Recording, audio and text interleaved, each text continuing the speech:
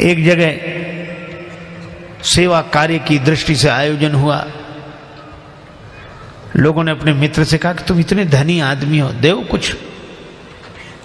कहने लगा कि अब सब लोग दे रहे हैं तो हमारा देना जरूरी है क्या? अरे भाई, तो सब लोगों का अपनी करनी का फल मिलेगा, तुम भी तो कुछ कर लो। अच्छा तो ठीक है, अच्छा एक काम करते हैं, क्या कल देंगे? ठीक है। दूसरे दिन आया 1 रुपया लेकर, पुराना जमाना, चांदी का रुपया, सो मुट्ठी में दबाए। अब सोचे दें कि न दें, दें कि न दें, दे देना चाहिए। अच्छा, फिर बोला अब जरूरी थोड़ी कि हम भी दें, इतने लोग दे ही रहे हैं। फिर अब जैसे जैसे देने का मन आवे वैसे मुट्ठी और कड़ाई से बंद करे, लेकिन सोचा अब दे ही डालें। अब आध घंटा तो यही सोचता रहा, दें कि न दें, दें कि न दें। फिर सोचा देख लें एक बार, फिर तो ये देखने को मिलेगा नहीं। सो जैसे ही मुट्ठी खोली तो हाथ पसीज गया था, दिल तो नहीं पसीजा, हाथ पसीज गया, पसीना आया। और जो देखा कि हाथ पसीज गया, पसीना, सो रुपए से बोला, अरे तुम बहुत रोते हो, हम तुम्हें किसी को नहीं देंगे। फिर जेब में रख लिया। एक वे हैं जो छोड़ते नहीं। हाँ, मुझे एक संत कथा सुना रहे थे। एक सज्जन का नाम था दानचंद। गंगा जी से 12 किलोमीटर दूर उनका गांव था। दानचंद को भगवान ने संपन्नता तो दी थी, धन तो दिया था, लेकिन लोभ ही इतने थे कि लोगों ने व्यंग में ही उनका नाम दानचंद रख दिया था। कभी कोई पुण्य कार्य नहीं किया, कहते खर्च होगा। तो पत्नी ने कहा कि गंगा जी नहाया और 12 किलोमीटर दूर हैं, इसमें क्या खर्च हो रहा है, चले जाओ। सवारी की भी जरूरत नहीं, पैदल पैदल चले जाओ, और गंगा जी तो नहा लो। ठीक है, बहुत कहा तो सोचा जीवन में एक बार गंगा जी नहा लें, क्या हर्ज है, 12 किलोमीटर दूर है गंगा जी, जा पैदल पैदल गया। खर्चा कौन करे सवारी। अब गंगा जी किनारे पहुंचकर सोचा घाट पर नहीं जाएंगे, वहां पंडा लोग रहते हैं, पंडा कहेंगे कि दान दो। तो मुर्दा घाट पर गए।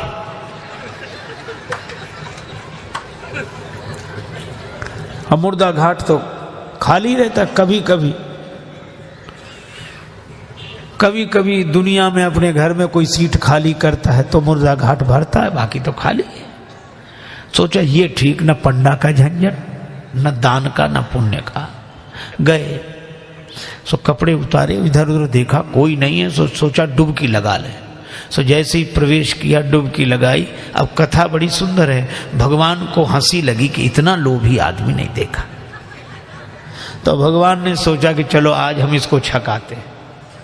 तो दानचंद ने देखा इधर उधर कोई नहीं था, पर गंगा जी में जैसे ही डुबकी लगा के और बाहर निकले, वैसे ही पंडा के रूप में भगवान उपस्थित। यजमान की जय हो।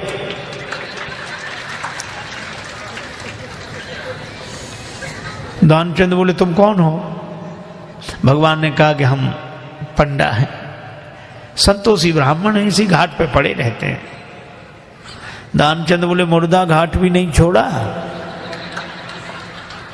पंडा जी बोले हम संतोषी ब्राह्मण हैं और घाट पर तो और पंडा लोग रहते हैं, हम तो यहीं पड़े रहते हैं, और हमारे लिए कोई ना कोई आप जैसा यजमान आ जाता है, 1-1 वर्ष तक का खाने पीने का इंतजाम कर देता है। दानचंद बोले 1-1 वर्ष इंतजाम हम 1 दिन का भी नहीं कर सकते, 1 समय का भी नहीं। पंडा जी बोले कोई जबरदस्ती थोड़ा ही है, आपकी जैसी श्रद्धा हो, कुछ ना कुछ तो देना पड़ेगा। दानचंद बोले हमने आज तक नहीं दिया। पंडा जी बोले आज तो देना पड़ेगा। तो अब सोचा क्या करना, बोले उधार दे रहे हैं। उधार? हाँ। कितना? बस वो 1 धेला, उन दिनों चलता था 1 धेला, बस 1 पैसा। भगवान ने कहा चल दिया तो संकल्प करा लिया, 1 धेला उधार देकर 12 किलोमीटर गया, नहाया, फिर 12 किलोमीटर पैदल चलकर आया। शाम होने को आई, थका हुआ दानचंद बेचारा घर में भीतर सोने ही जा रहा था। तब तक दरवाजे पे आवाज आई, यजमान की जय हो। दानचंद का देखो कौन है। पत्नी बाहर गई, देख आई और बोली किसी पंडा से कुछ देने के लिए कहे आए थे? दानचंद जी बोले कहा था। बोले आ गए, बाहर आई हैं। दानचंद बोले आ गया वो? हाँ। दानचंद बोले कि कह दो कि अभी दानचंद बीमार हैं, 2-4 दिन बाद आना। पत्नी ने कहा कि वो तबीयत खराब हो गई, वो बीमार ज्यादा हैं, आप 2-4 दिन बाद आना। पंडा जी बोले दान मिले चाहे ना मिले, पर हमारे संकल्प में वो हमारे यजमान बीमार हो, ऐसे संकट के समय यजमान को छोड़ना धर्म नहीं। हम भी यहीं रहेंगे जब तक वो स्वस्थ नहीं हो जाते, यहीं इंतजाम कर दे। आप तो सामग्री ला दो, हम तो बना लेंगे अपने हाथ से भोजन। पत्नी ने फिर जाके कहा, पर दानचंद भी अद्भुत आदमी। कहने लगा नहीं जा रहा ना, वो कह रहे यहीं रहेंगे जब तक बीमार रहोगे। दानचंद बोला तो कह दो मर गए वो।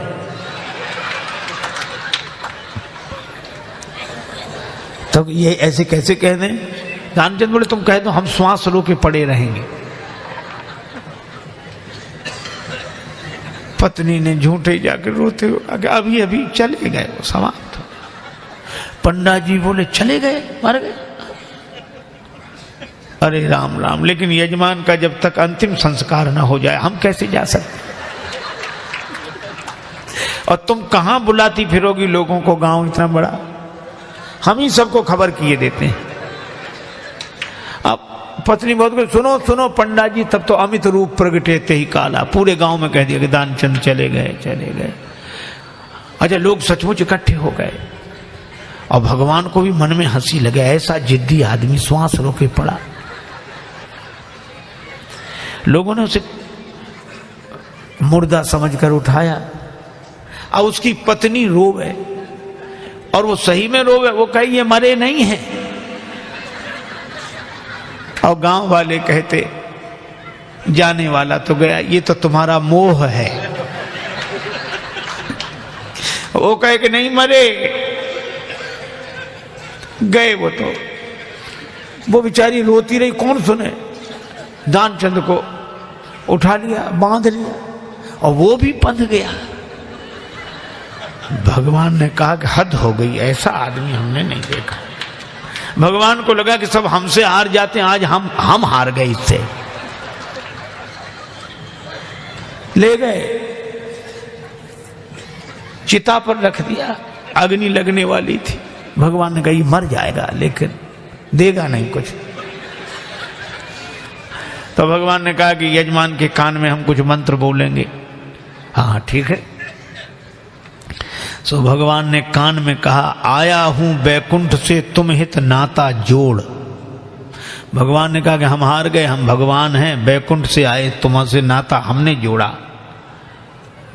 सो पंडा ने जो कहा कि आया हूं बैकुंठ से तुम हित नाता जोड़, तो दानचंद ने सोचा ये तो भगवान है। सो आंख खोली, और जो आंख खोली तो वही पंडा, और जो पंडा को देखा तो फिर आंख बंद कर ली। भगवान ने कहा कि हम तुमसे कुछ नहीं लेंगे, मांग ले हो वरदान कछु, तुम ही हमसे कुछ मांग लो।